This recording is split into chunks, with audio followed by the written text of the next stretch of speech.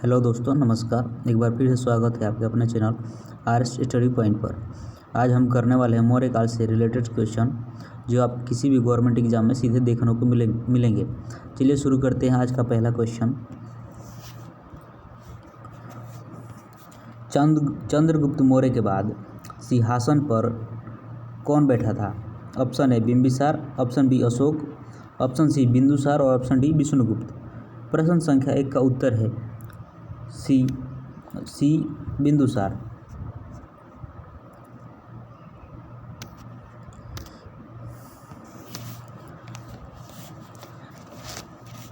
प्रश्न संख्या 2, यूनानियों को भारत से बाहर किसने निकाला था? Option A Chandragupta Maurya, option B Ashoka, option B Ashoka, option C Chandragupta Vikramaditya, option D Bindusara. प्रश्न संख्या 2 का उत्तर है ए चंद्रगुप्त मौर्य। यूनानियों को भारत से बाहर निकालने का श्रेय चंद्रगुप्त मौर्य को दिया जाता है। 305 ईसा पूर्व में यूनानी शासक सेल्यूकस और चंद्रगुप्त मौर्य के मध्य हुए युद्ध के उपरांत हुई संधि के फलस्वरूप सेल्यूकस ने चंद्रगुप्त मौर्य के साथ अपनी पुत्री के विवाह में दहेज के रूप में एरिया, अराकोसिया, जेड्रोसिया और पेरिपे मिसदाई के क्षेत्र को दिया था। अगला प्रश्न, अशोक के अधीन मौर्य राजतंत्र का सबसे सही वर्णन निम्नलिखित में से कौन सा होगा? ऑप्शन ए प्रबुद्ध स्वेच्छाचारी शासन, ऑप्शन बी केंद्रीकृत एकाधिपत्य, ऑप्शन सी माध्य स्वेच्छाचारी शासन, ऑप्शन डी निर्देशित लोकतंत्र। प्रश्न संख्या 3 का उत्तर है बी केंद्रीकृत एकाधिपत्य शासन। अशोक के अधीन मौर्य राजतंत्र केंद्रीकृत शासन के आधिपत्य पर आधारित था। प्रश्न संख्या 5, अशोक के प्रशासनिक नीति में भारी परिवर्तन किस घटना से आया? ऑप्शन ए तीसरी बौद्ध परिषद, ऑप्शन बी कलिंग युद्ध, ऑप्शन सी उसका बौद्ध धर्म को अपनाना, ऑप्शन डी सिलोन को उसका मिशनरी भोजन। प्रश्न संख्या 4 का उत्तर है बी कलिंग युद्ध। अशोक की प्रशासनिक नीति में भारी परिवर्तन कलिंग युद्ध की घटना के बाद आया। कलिंग युद्ध के बाद ही अशोक द्वारा मेरी घोष की नीति का त्याग कर धम्म घोष की नीति को अपनाया गया। प्रश्न संख्या 5, निम्नलिखित में से मौर्य वंश का अंग नहीं था? Option A Ajatashatru, option C Chandragupta Maurya, option B Bindusara और ऑप्शन डी इनमें से कोई नहीं। प्रश्न संख्या 5 का उत्तर है ए अजातशत्रु। अजातशत्रु मौर्य वंश का शासक नहीं था। इसका संबंध हर्यक वंश से है। हर्यक वंश का संस्थापक बिंबिसार था और अजातशत्रु उसका पुत्र था। निम्नलिखित में से प्राचीनतम राजवंश कौन सा है? ऑप्शन ए मौर्य वंश, ऑप्शन बी गुप्त, ऑप्शन सी कुषाण और ऑप्शन डी कन्नौ। प्रश्न संख्या 6 का उत्तर है ए मौर्य वंश। दिए गए राजवंशों में प्राचीनतम मौर्य राजवंश 322 से 185 ईसा पूर्व है, जिसकी स्थापना चंद्रगुप्त मौर्य ने 322 ईसा पूर्व में कौटिल्य की सहायता से की थी। महान सम्राट अशोक इसी राजवंश का था। कन्नौ राजवंश 75 ईसा पूर्व से 30 ईसा पूर्व तक, कुषाण राजवंश 15 ईसा पूर्व से 230 ईसा पूर्व तक तथा गुप्त राजवंश 319 ईसा पूर्व से 319 ईस्वी से 550 ईस्वी तक था। प्रश्न संख्या 7, निम्नलिखित में से वह कौन व्यक्ति है जिसका नाम देवानाम प्रियदर्शी था? ऑप्शन ए मौर्य राजा अशोक, ऑप्शन बी मौर्य राजा चंद्रगुप्त मौर्य, ऑप्शन सी गौतम बुद्ध और ऑप्शन डी भगवान महावीर। प्रश्न संख्या 7 का उत्तर है मौर्य राजा अशोक। मौर्य सम्राट अशोक के अभिलेखों में उसे देवनाम प्रियदर्शी तथा राजा आदित्य की उपाधि से संबोधित किया गया है। मास्की गुर्जरा निदुर तथा उद्देगोलम लेखों में उसका नाम अशोक मिलता है तथा पुराणों में उसे अशोकवर्धन कहा गया है। प्रश्न संख्या 8, कलिंग युद्ध के बाद निम्न में से किसने महाराज अशोक के रूपांतरण को दर्ज किया? Option A rock edict, option B rock edict 4, option C rock edict 6, rock edict 8। प्रश्न संख्या 8 का उत्तर है डी, रॉक एडिक्ट 8। 13वें शिलालेख से कलिंग युद्ध के संदर्भ में स्पष्ट साक्ष्य मिलते हैं। यह घटना अशोक के शासनकाल के 8वें वर्ष अर्थात 261 ईसा पूर्व में घटित हुई। इस शिलालेख में उसने कलिंग युद्ध से हुई पीड़ा पर दुख और पश्चाताप व्यक्त किया। प्रश्न संख्या 9, निम्नलिखित में से किस विदेशी यात्री ने भारत का दौरा सबसे पहले किया था? Option A Hiuen Tsang, option B Megasthenes, option C इतिस्क और ऑप्शन डी फाहियान। प्रश्न संख्या 9 का उत्तर है बी मेगास्थनीज। मेगास्थनीज सर्वप्रथम भारत आया था। मेगास्थनीज यूनानी शासक सेल्यूकस निकेटर का राजदूत था जो चंद्रगुप्त मौर्य के दरबार में आया था। इसने अपनी पुस्तक इंडिका में मौर्य युगीन समाज एवं प्रशासन के विषय में लिखा है।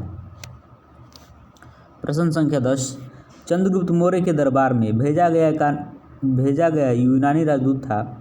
Option A Kautilya, option C Megasthenes और ऑप्शन बी सेल्यूकस निकेटर और ऑप्शन डी जस्टिन। प्रश्न संख्या 10 का उत्तर है सी मेगास्थनीज। इंडिका किसने लिखी? ऑप्शन ए आइतिस्क, option B Megasthenes, option D Hiuen Tsang और ऑप्शन सी फाहियान। प्रश्न संख्या 11 का उत्तर है बी मेगास्थनीज। प्रश्न संख्या 12, सम्राट अशोक की यह पत्नी कौन थी जिसने उसको प्रभावित किया था? Option A Chandalika, option C Gautami, option D Karuvaki, option B Charulata. प्रश्न संख्या 12 का उत्तर है डी करुवाकी। करुवाकी से अशोक बहुत प्रभावित था। अशोक की यह पत्नी एकमात्र पत्नी है जिसका उल्लेख कौशाम्बी स्तंभलेख में मिलता है। प्रश्न संख्या 13, अशोक ने किस बौद्ध साधु से प्रभावित होकर बौद्ध धर्म अपनाया? Option A Vishnugupta, option B Upagupta, option C Brahmagupta और ऑप्शन डी बृहद्रथ। प्रश्न संख्या 13 का उत्तर है बी उपगुप्त। प्रश्न संख्या 14, निम्नलिखित में से किस शासक के शासनकाल में नेपाल बौद्ध धर्म का आगमन हुआ?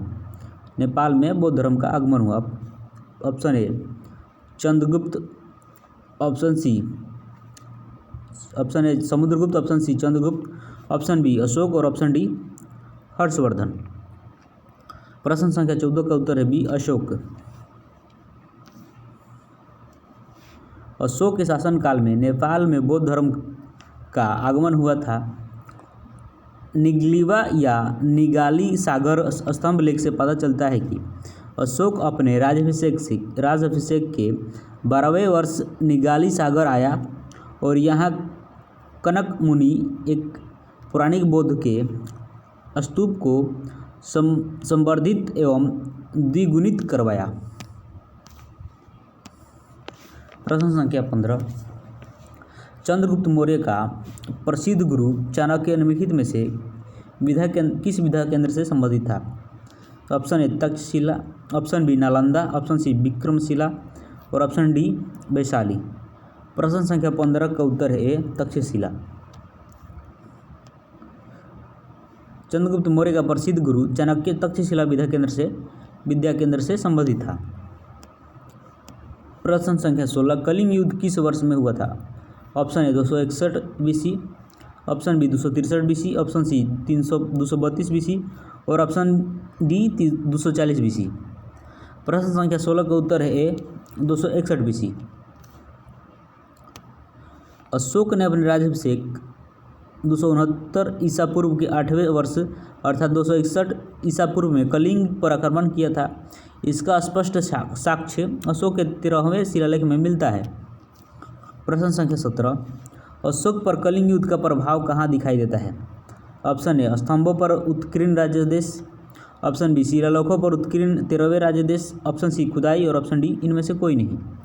प्रश्न संख्या 17 का उत्तर है बी शिलालेखों पर उत्कीर्ण 13वें राज्यादेश।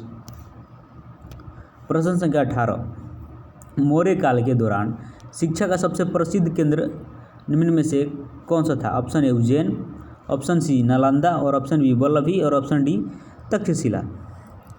प्रश्न संख्या 18 का उत्तर है डी तक्षशिला। मौर्य काल में शिक्षा का सर्वाधिक प्रसिद्ध केंद्र तक्षशिला था। यहाँ विश्व भर से लोग पढ़ने आते थे।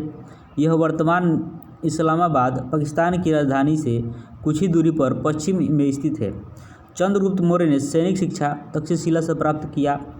चाणक्य यहाँ का प्रसिद्ध आचार्य भी था।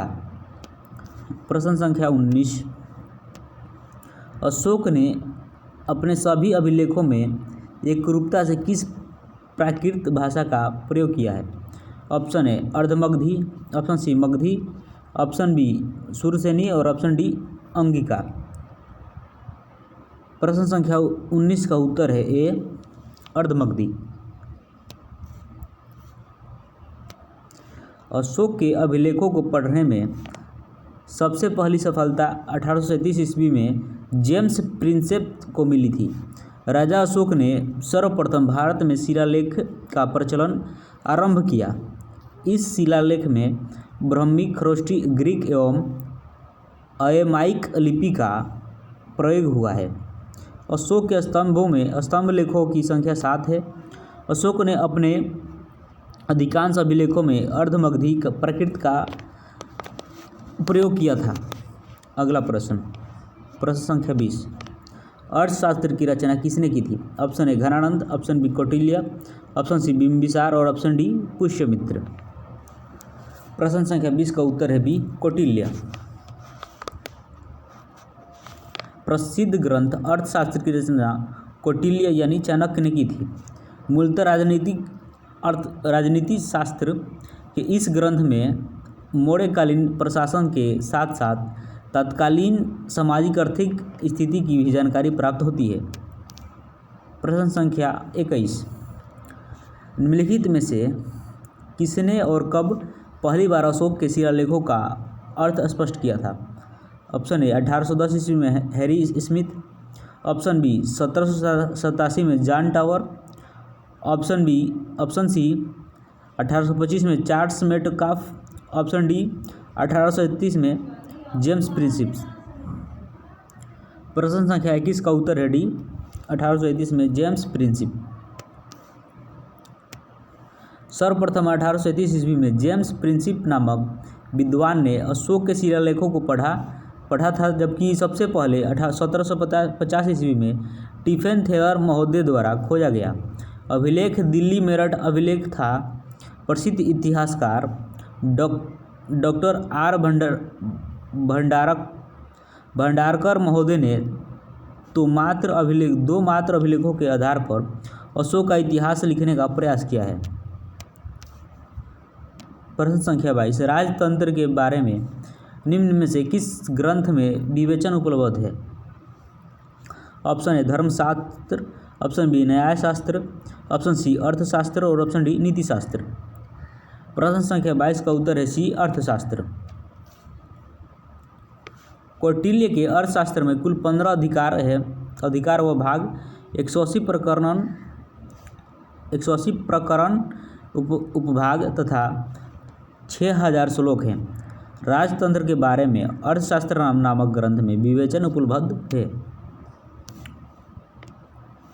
प्रश्न संख्या 23, निम्नलिखित में से किसके द्वारा तृतीय बौद्ध परिषद को संरक्षण प्रदान किया गया था? Option A Kanishka, option B Ashoka, option C Mahakashyap Upali और ऑप्शन डी सबाकर्णी। प्रश्न संख्या 23 का उत्तर है बी अशोक।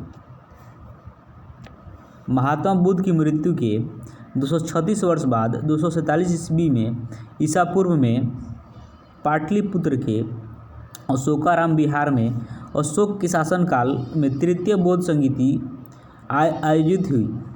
इसमें अभिधम्म नामक तीसरा पिटक जोड़ दिया गया तथा इस पिटक का ग्रंथ कथावस्तु का संकलन किया गया। इस संगीति में अस्थिरवीर संप्रदाय का भी बोलबाला था। प्रश्न संख्या 24, बिंदुसार ने विद्रोहियों को कुचलने के लिए अशोक को कहाँ भेजा? Option A Swarnagiri, option B Taxila, option C Ujjain और ऑप्शन डी तोसाली। प्रश्न संख्या 24 का उत्तर है बी तक्षशिला। बिंदुसार 298 ईस्वी में मगध का राजा बना था। इन्हें अमित्रघात के नाम से जाना जाता था। वायु पुराण में इन्हें भद्रसार कहा गया है तथा जैन ग्रंथों में सिंहसेन कहा गया है। बिंदुसार आजीवक संप्रदाय का अनुयायी था। बिंदुसार के शासनकाल के दौरान तक्षशिला में हुए विद्रोह को कुचलने के लिए अशोक को भेजा गया था। प्रश्न संख्या 25, मौर्य वंश के तत्काल बाद किस वंश ने आकर मगध राज्य पर शासन किया? Option A Satavahana, option B Shunga, option C Nanda और ऑप्शन डी कन्नौ। प्रश्न संख्या 25 का उत्तर है शुंग वंश। अंतिम मौर्य सम्राट वृद्धरथ की हत्या करके पुष्यमित्र शुंग ने 184 ईसा पूर्व में शुंग वंश की स्थापना की थी।